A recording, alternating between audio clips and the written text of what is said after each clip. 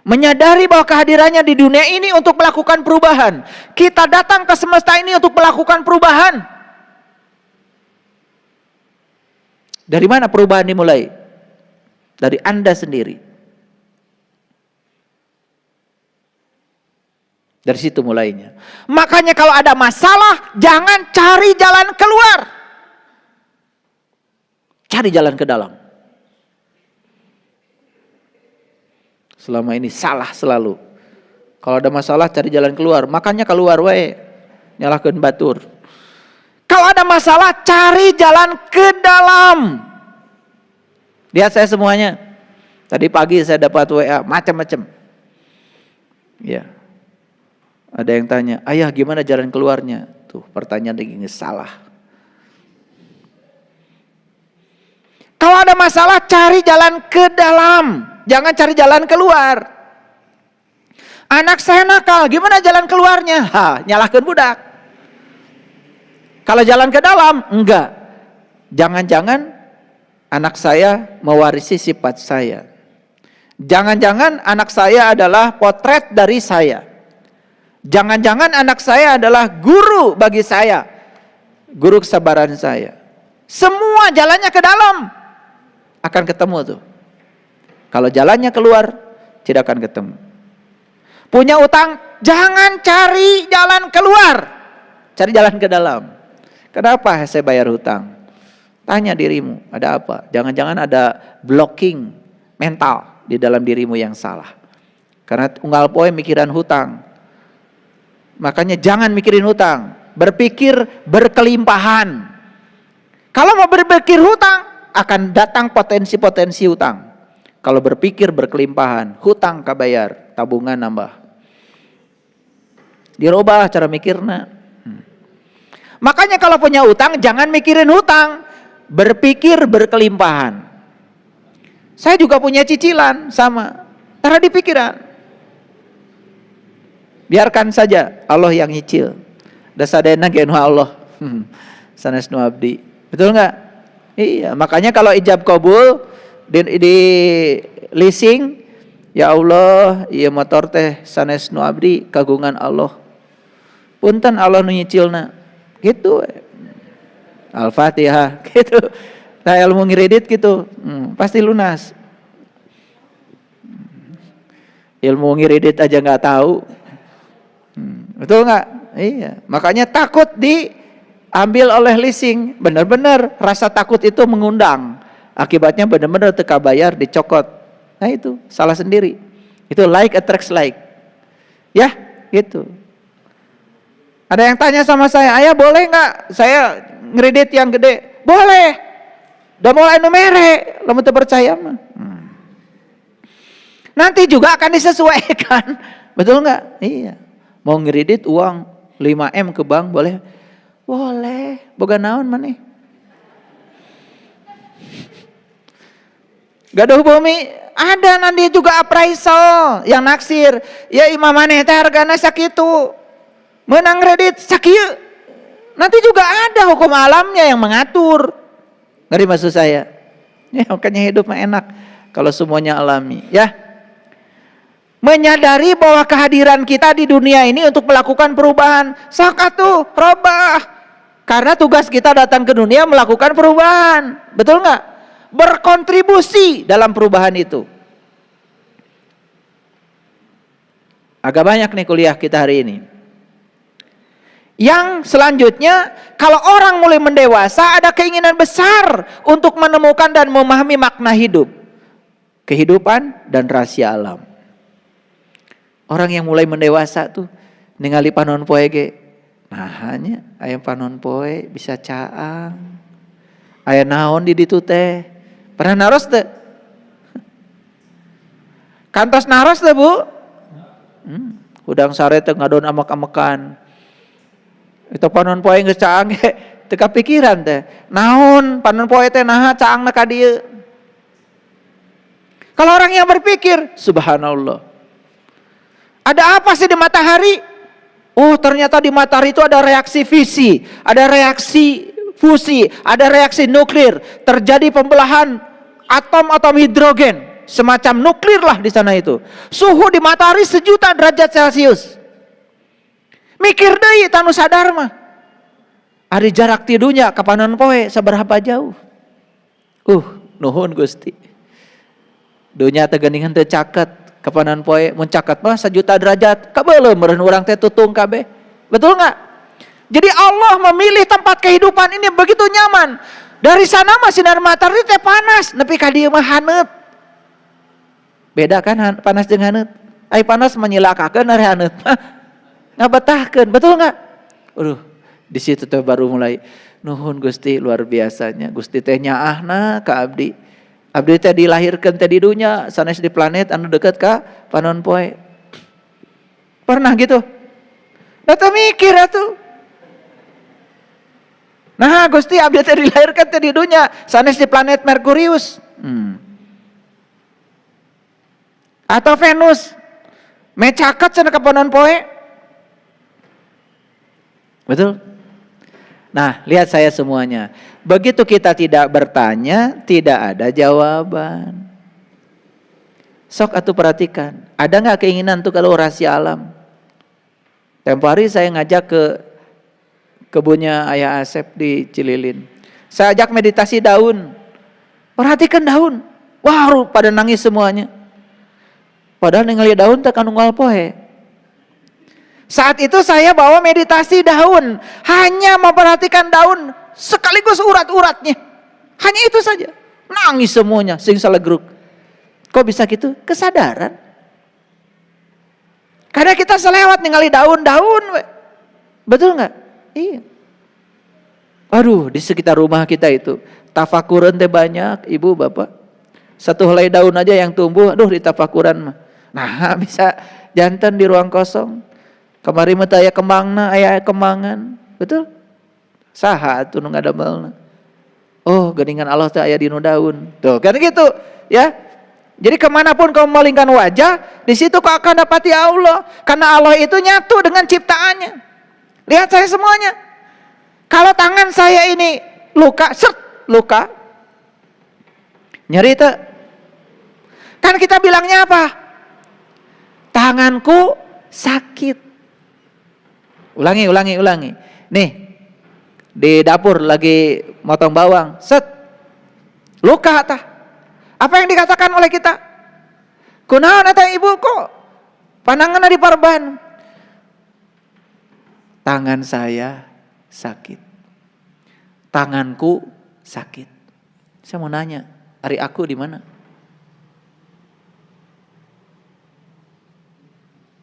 Tuh, kan tersadar. Begitu wae itu bisa ngejawab. Ma'rifat kumaha. Tangan terluka.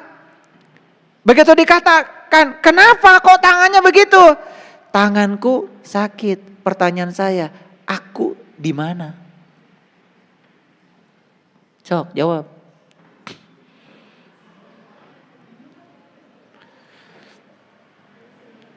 Terus aku teh yang mana?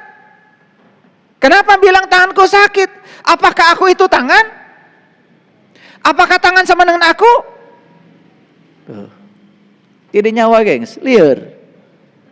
Betul nggak? Kalau di tapakuran, tanganku sakit dengan kesadaran. Aku teh yang mana?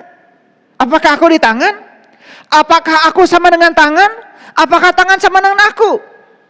Kok ketika tanganku sakit, aku terlibat? Jadi aku di mana?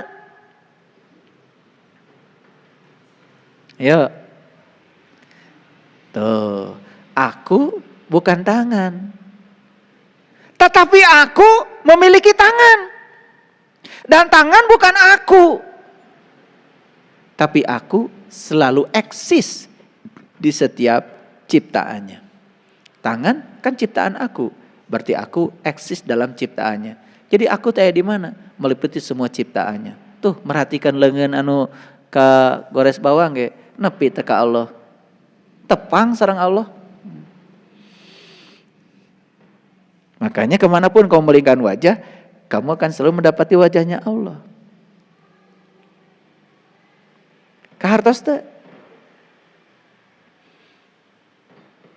Kunaon Bu eta nyengir wae?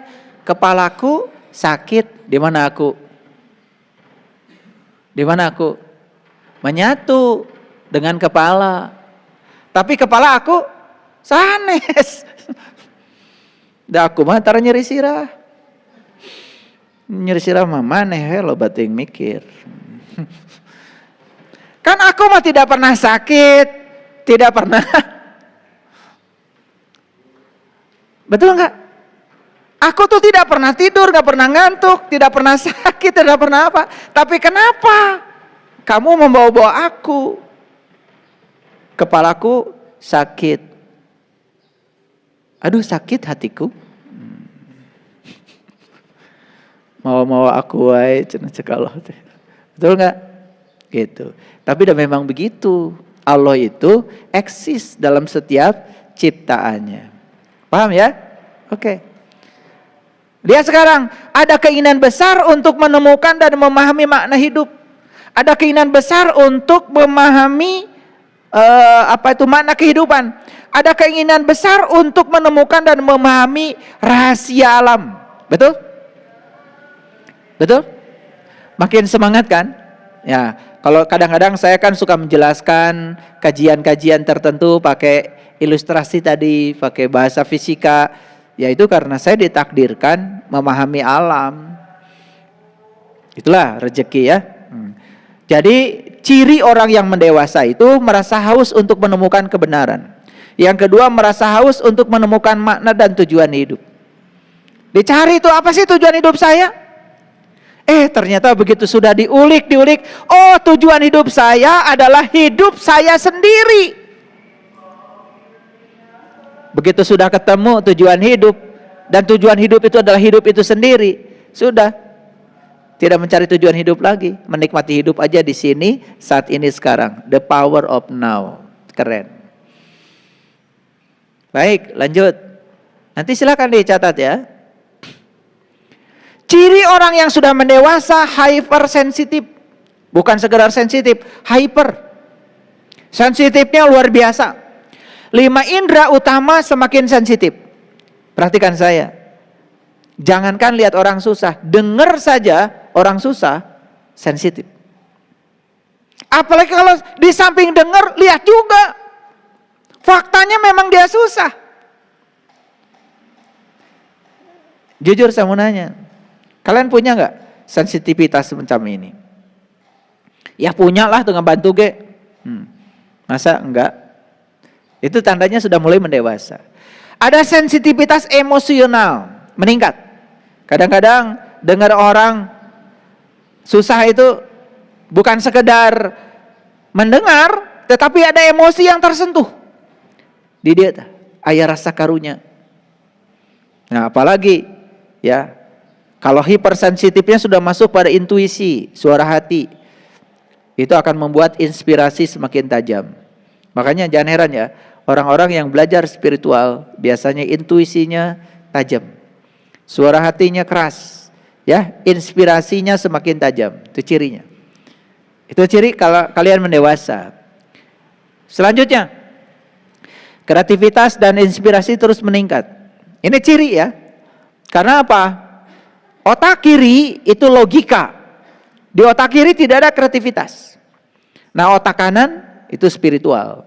Makanya kalau orang yang memberdayakan spiritualitas dalam dirinya, salah satu cirinya adalah kreatif. Apa? Lihat. Kreatif itu apa? Cirinya apa? Mengalir ide-ide yang bagus. Bermunculan, begitu saja ide itu. Ada orang kan yang setiap ketemu ngobrol nanti etawe kasusah. Daya ide na. Kumaha itu diajar spiritual. Kalau spiritual mah setiap ketemu tuh selalu ada yang baru. Ada tuh murid-murid saya, setiap ketemu ada yang baru. Ayah gimana kalau gini? Ayah gimana? Jadi itu. Ya. Dan saya menemukan tidak banyak yang seperti itu. Maaf ya, bukan merendahkan. Ini artinya proses mendewasa kita ada hambatan. Karena ide-ide dalam otak kita tidak mengalir, ya. Dan ide-ide itu mengalir itu artinya nggak dibuat-buat. Supaya dibilang dewasa sama ayah guru, lalu ketemu ayah guru saya mau memberikan banyak ide.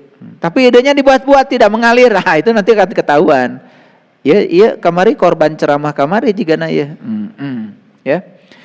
Yang kedua, kreativitas itu tanpa batas, para sahabat. Spiritualitas itu akan membuat kreativitas seseorang tanpa batas. Beres iya, hayang iya, beres iya, hayang iya. Kreativitas tidak pernah berhenti. Fa idza faragta fansob wa ila rabbika farghab. Itu ciri orang yang sudah sadar, sudah luas kesadarannya, ya. Inspirasi tidak pernah berhenti. Itu ciri yang berikutnya. Lalu ciri orang yang sudah mendewasa secara spiritual adalah menerima diri apa adanya dan mulai jujur dengan diri sendiri. Ya. Jadi jujur itu ditandai dengan bebas. Ya, ada kebebasan, ada kemerdekaan untuk menentukan nasib sendiri, ya. Jadi tidak ada lagi kungkungan rasa takut. Nggak boleh, itu bukan spiritual. Ya, mengikuti kata hati dan selalu jujur kepada kata hati. Selanjutnya, keinginan untuk mengenal diri sendiri semakin besar. Betul? Ada nggak di sini dorongan untuk kenal diri saya semakin besar? Ada? Gitu. Tidak berhenti pada pelajaran yang sudah saya berikan. Ada semangat di sini, ada keinginan yang lebih besar untuk mengenal diri sendiri. Semakin penasaran dan ingin mengetahui lebih dalam tentang siapa dirinya dan sesungguhnya. Ingin mengetahui lebih dalam tujuan yang berada di dunia ini dan makna di balik kehidupan. Ayo kita gali, ya, karena tidak akan pernah ada batasnya. Jangan merasa kita sudah sampai, ya. Selanjutnya semakin banyak sinkronitas. Itu ciri kalau orang sudah mendewasa. Sinkronitas itu begini, ya. Bertemu dengan orang yang tepat di waktu yang tepat. Contoh misalkan gini. Baru aja dalam batin menginginkan ketemu dengan saya. Ketemu. Baru saja dalam batin menginginkan, besok akan bareng-bareng dengan si A. Besok bareng-bareng. Ada sinkronitas yang sering disebut dalam bahasa sehari-hari namanya kebetulan. Kalau susah memahami bahasa Inggris, saya terjemahkan dalam bahasa sederhana, kebetulan lah gitu. Kalau resan orang tepang, nah itu sebetulnya kebetulan itu sinkronitas. Padahal nggak ada yang namanya kebetulan. Itu karena ada kesamaan frekuensi saja. Gitu. Ya. Jadi saya ngajak Kang Iman kemarin ke Garut pulang kampung. Kemudian Ahari bilang, pengen diajak ayah. Tiba-tiba diajak. Gitu. Itu namanya sinkronitas. Saya nggak ngerti kalau dia pengen diajak, tapi tiba-tiba juga saya pengen ngajak gitu loh. Itu sinkronitas. Nah itu ciri bahwa kita sudah mencapai kemurnian, itu ada sinkronitas. Ya bahasa kitanya kebetulan. Kebetulan saya pengen ke Garut diajak. Itu nggak apa-apa pakai kebetulan, tapi intinya sebetulnya sinkronitas karena tidak ada yang kebetulan. Kebetulan saya mau umroh, kebetulan ayah guru juga bikin acara umroh, gitu. Nah kelihatannya kebetulan, padahal itu sinkronitas, gitu. Jadi kalau dikaitkan lebih jauh lagi, sebenarnya itu hukum tarik menarik. Kembali lagi, like attracts like, yang serupa menarik yang serupa, itu namanya sinkronitas. Oke, selanjutnya, nah ciri orang yang sudah mendewasa, pola tidurnya mulai bagus. Sering bangun di malam hari, tidur di siang hari, itu juga nggak masalah. Karena orang ketika tidur nyenyak, itu tanda kualitas hidupnya udah mulai bagus. Nah ini catatan ya, kalau orang susah tidur, apalagi harus pakai obat tidur, itu udah jelas itu amburadul, ya spiritual. Jelas, nggak usah dipertanyakan, nggak usah cari pembelaan, ya. Kalau tidur harus pakai obat tidur, jelas itu ada masalah. Jadi kalau kalian itu di kursi aja ketiduran, bagus spiritualnya. Ini terus terang saya bukan, karena banyak orang yang susah tidur loh. Iya, kalian itu di tempat ngaji aja bisa ngorok, itu bagus. Bagus. Karena bagi orang yang kesadarannya tinggi, tidur itu mengambil energi. Karena Pak, saat tidur itu kan mengistirahatkan pikiran, hening cipta. Dan pada saat tidur itu bermutu, pikiran tidak menghambur-hamburkan energi dari semesta mengalir. Bangun tidur tuh fresh. Maaf ya, saya kalau jam 1 tidur. Siang saya tidur. Saya mengambil energi. Dan setelah itu fresh. Malam terus ya sampai jam berapapun nggak masalah. Sehingga malam mudah sekali bangun. Ya, jadi ini tanda ya, tanda spiritualitas kalian mendewasa. Gampang sare, tapi ulah sare wae. Tapi kalau tidur gampang, gitu loh. Karena apa? Banyak orang yang susah tidur loh. Untuk tidur pun harus pakai obat. Dan kalau kalian tidur pakai obat, hati-hati. Berarti saraf-sarafmu itu dilemahkan. Itu bukan solusi. Dan berikutnya akan nagih lagi. Berikutnya setiap mau tidur harus ada obat. Nah sekarang cari penyebabnya. Kenapa saya susah tidur? Jujur pada diri sendiri. Ya, jujur pada diri sendiri. Susah tidur, tidak usah cari alasan. Pasti ada masalah. Cuman kadang-kadang kita sering cari jalan keluar, tidak cari jalan ke dalam. Karena untuk jujur pada diri sendiri mah hese, nyalakan batur nu gampang. Itu. Ini catatan ya, catatan dari saya. Ayah kadang-kadang saya siang tidur nikmat. Itu bagus spiritualnya, udah bagus. Malah mengkomo, bagus sekali. Karena gini, tidur yang bermutu itu tidak usah lama. Ya, saya tuh kalau tidur, plek, udah tidur. Kadang-kadang nggak pernah mimpi, tidur tuh nikmat gitu. Nah itu ciri udah selesai. Hati-hati ya. Kalau tidur saja masih mikir, itu belum selesai. Kalian tidur aja mikir, komo teu sare. Tidak tertarik untuk khawatir berlebihan. Ini ciri orang dewasa. Tidak tertarik untuk khawatir berlebihan dan bertindak berdasarkan cinta dan ulas asih. Jadi sudah tidak ada lagi rasa khawatir. Awas ya, yang saya maksud bukan tidak peduli, bukan. Sudah tidak berlebihan lah untuk khawatir terhadap segala hal. Kenapa? Ada kata-kata yang sangat bagus ya. Menghina Allah itu tidak usah menginjak kitab sucinya. Ragu saja, takut saja akan hari esok, itu sudah menghina Allah. Jadi nggak usah. Ya, makanya tadi saya bilang, semua buah penderitaan, buah kesenangan, serahkan pada Allah. Lillah, billah, bismillah, alhamdulillah. Ya. Nah, bebas dari perasaan khawatir, bebas dari perasaan-perasaan negatif, karena pikiran sudah positif, merasakan kebahagiaan, kedamaian, dan sukacita. Selanjutnya, ini agak banyak ya. Nanti silakan kalian dengar ulang saja nanti di YouTube ya. Ini saya udah dewasa belum? Gampang. Tidak tertarik pada kepura-puraan, ya. Itu. Tidak tertarik pada tontonan drama yang penuh dengan kepura-puraan. Nih ciri orang yang masih tertarik pada kepura-puraan itu kadang-kadang senang sekali nonton tontonan yang penuh dengan kepura-puraan. Pura-pura bahagia, pura-pura kaya, itu namanya itu. Teruskan aja sendiri, kalian udah pintar. Gitu. Jadi lamun seneng kene nukarar itu tanda masih budak kene. Lebih suka merenung dan mempelajari alam semesta, diri sendiri, kedamaian dan keseimbangan dalam hidup. Lebih memilih untuk mengalah daripada berkonflik dengan orang lain. Nah, ciri-ciri. Jadi ciri orang dewasa itu dia lebih memilih mengalah daripada berkonflik. Nah, ciri ya kedewasaan gampang, lihat di mobil juga kelihatan. Ketika dia sedang nyetir, nah, ini jalan sempit nih. Ada mobil dari sana. Kalau orang dewasa langsung berhenti.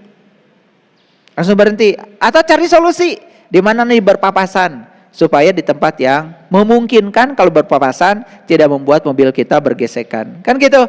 Ada juga kan nyolonong wae kan? Betul nggak? Iya. Terus aja begitu. Dari situ kelihatan sebetulnya karakter orang itu. Dari cara nyetirnya. Bahkan cara membunyikan klakson pun kelihatan kedewasaan itu. Ya. Jadi kalau saya nanti bikin tes ya. Tes kedewasaan di BSI. Sediakan klakson we. Cara mencetnya kelihatan. Kalau nit. Nit. Itu kelihatan. Dari situ kebaca kedewasaan. Jadi nggak usah tanya Allah, ya Allah, ari abdi lebet ke surga atau di neraka. Cenah mencet klakson.